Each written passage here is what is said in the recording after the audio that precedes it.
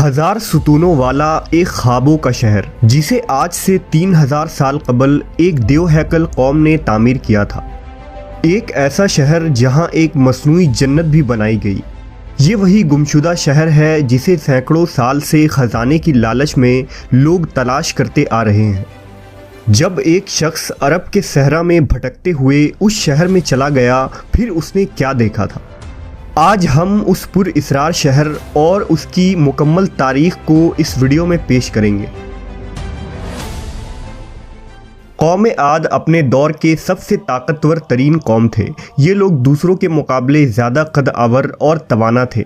مال و دولت بھی ان کے پاس بے شمار تھی۔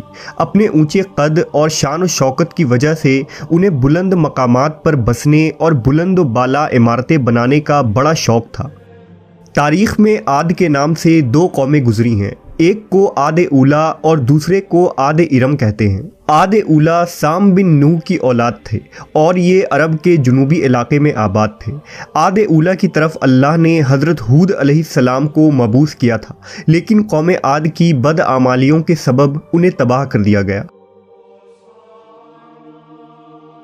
ان کے تباہ ہونے کے بعد حضرت ہود بچے ہوئے لوگوں کو لے کر حضر موت کی طرف ہجرت کر گئے۔ ان کی رہائش احقاف کے علاقے میں تھی۔ یہاں اس قوم نے خوب ترقی کی اور اللہ نے انہیں بے شمار نعمتوں سے نوازا۔ انہیں عاد ارم کہا جاتا تھا اور یہ جس علاقے میں آباد تھے اسے شہر ارم کا نام دیا گیا۔ اس شہر کو ذات العماد بھی کہا جاتا ہے، جس کے معنی ستونوں والا شہر ہے۔ یہ شہر طوفان نوح کے کافی بعد بسا اور کافی ترقی یافتہ تھا۔ عاد ارم کے لوگ کم از کم 12 گز لمبے ہوا کرتے تھے۔ طاقت کا یہ حال تھا کہ بڑے سے بڑا پتھر جس کو کئی آدمی مل کر بھی نہ اٹھا سکے، ان کو ایک آدمی ایک ہاتھ سے اٹھا کر پھینک دیتا تھا۔ ان کے شہر کے 4 دیواروں کے اندر بڑے بڑے محل اور اونچے اونچے ستون تھے۔ اللہ نے اس خوبصورت شہر کا ذکر قرآن مجید میں کچھ یوں کیا ہے: کیا تمہیں معلوم ہے کہ تیرے رب نے قوم عاد سے کیا معاملہ کیا؟ یعنی ارم شہر والوں سے، جو بڑے بڑے ستونوں والے عمارتوں میں مسکن بناتے تھے، اور وہ لوگ جن کے زور قوت کے برابر کوئی قوم ان کے ملکوں میں پیدا ہی نہیں کی گئی تھی۔ مورخین نے لکھا کہ عاد ارم عمان، یمن اور عدن کے علاقے میں آباد تھے۔ ان میں 2 بادشاہ طاقتور ترین بادشاہ بنے۔ ایک کا نام شدید اور دوسرے کا نام شداد تھا۔ یہ دونوں آپس میں بھائی تھے۔ شدید کے موت کے بعد اس کا بھائی شداد تخت نشین ہوا۔ اس نے اپنے حکومت کو مزید وسیع کیا اور بے شمار لشکر و خزانے جمع کر لیے۔ اس نے اپنی سلطنت کی رونق و کمال کو عروج تک پہنچا دیا۔ شداد کتابیں پڑھنے کا بڑا شوقین تھا۔ اس نے کتابوں میں پڑھا کہ موت کے بعد اللہ اپنے بندوں کو پھر سے زندہ کرے گا اور جنت میں داخل کرے گا، جو ایک حسین و خوبصورت جگہ ہے اور جہاں کائنات کے ہر آرام و آرائش میسر ہوں گے۔ جب اس نے جنت کے باغوں اور نہروں کے متعلق پڑھا تو اس کے ذہن میں یہ خیال آیا کہ کیوں نہ میں بھی ایک ایسی ہی جنت دنیا میں تعمیر کروں کہ جو اس جنت کے مشابہ ہوگی، اور وہاں لوگوں کو آباد کروں گا۔ لہٰذا اس نے اپنے وزیروں اور امراء کو جمع کیا اور حکم دیا کہ ایک ایسی جگہ تلاش کی جائے کہ جہاں بہت زیادہ درخت ہو، وہاں صاف کھلی فضا ہو اور ایک وسیع میدان ہو کہ جہاں میں اپنی جنت بنا سکوں۔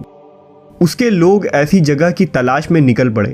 کافی ڈھونڈنے کے بعد انہیں ملک عدن کی زمین پر ایک مقام ملی جو شداد کے خواہش کے مطابق تھی، لہٰذا انہوں نے آ کر شداد کو اس جگہ کی خبر دی۔ شداد نے اپنے مزدوروں کو وہاں روانہ کیا۔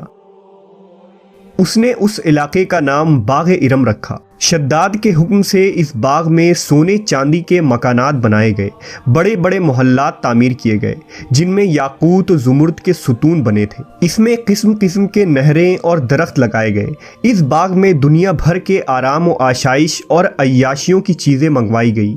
یہ شہر اتنا حسین تھا کہ تاریک رات میں بھی دور سے اس کی چمک دیکھی جا سکتی تھی۔ اس کے ہر ایک محل میں 1000 ستون تھے۔ شہر کے درمیان ایک نہر بنائی گئی تھی اور ہر محل میں اس نہر سے چھوٹی چھوٹی نہریں لے جائی گئی۔ کچھ نہریں شراب کی تو کچھ شہد اور کچھ دودھ کی تھی۔ ان نہروں کے کنارے پر ایسے مصنوعی درخت بنائے گئے جن کے جڑیں، شاخیں اور پتے سونے کے تھے۔ شہر کے راستے اور دیواروں کو مشک، زعفران، عنبر اور گلاب سے معطر کر دیے گئے۔ جب اس جنت کی تعمیر مکمل ہو گئی تو اس نے اپنے امراء اور وزراء کو حکم دیا کہ میری اس بنائی ہوئی جنت کی طرف چلنے کی تیاری کرو۔ اب شداد بڑے جاہ و جلال اور متکبرانہ و فاتحانہ انداز میں بڑی شان و شوکت سے سپاہیوں کی جھرمٹ میں روانہ ہوا۔ جب وہ اس جنت سے صرف 1 کوس کے فاصلے پر پہنچا تو اللہ نے اس پر عذاب بھیجا۔ آسمان سے ایک ایسی چیخ سنائی دی کہ شداد زمین پر گر پڑا اور اس نے اپنی ہی بنائی ہوئی جنت کی ایک جھلک بھی نہ دیکھ سکا۔ وہ اسی مقام پر اپنے لشکروں سمیت ہلاک ہو گیا اور کوئی بھی اس شہر میں داخل نہ ہو سکا۔ شداد اور اس کے لشکر کے ہلاک ہو جانے کے بعد وہ شہر بھی لوگوں کی نگاہوں سے اوجھل کر دیا گیا۔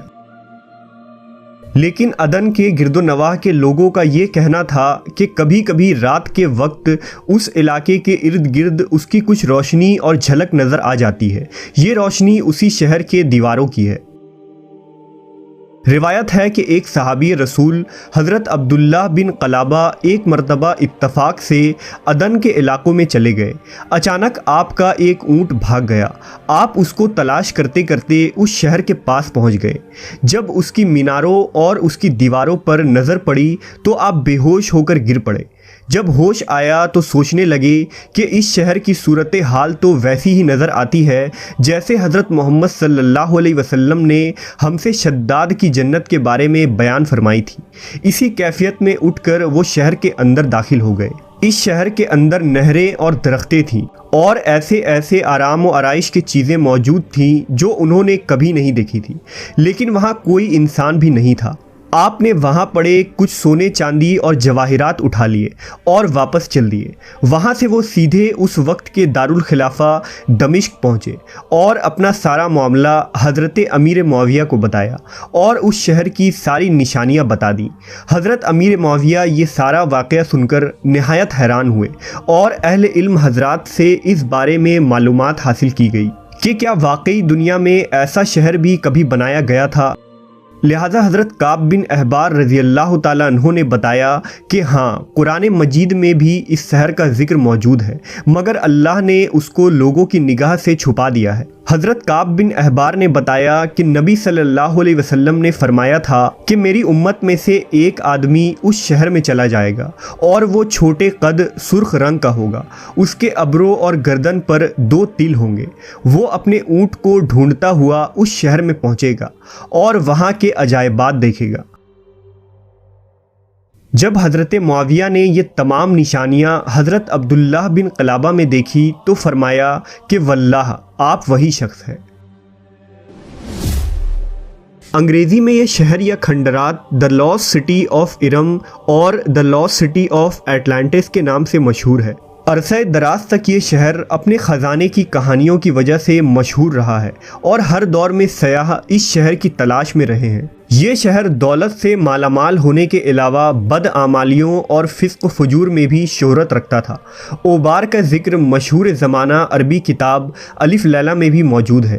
اس طرح لارنس آف عربیہ نے اس شہر کا ذکر اپنی کتاب اٹلانٹس آف سینڈ میں بھی کیا تھا اور برٹش رائٹر برٹام ٹامس نے اپنی کتاب عربک فیلکس میں اس شہر کے بارے میں لکھا ہے۔ سن 1984 میں امریکی خلائی ایجنسی ناسا کے سیٹلائٹ سے لی جانے والی تصاویر کی مدد سے عمان میں ایک مقام کی دریافت کی گئی۔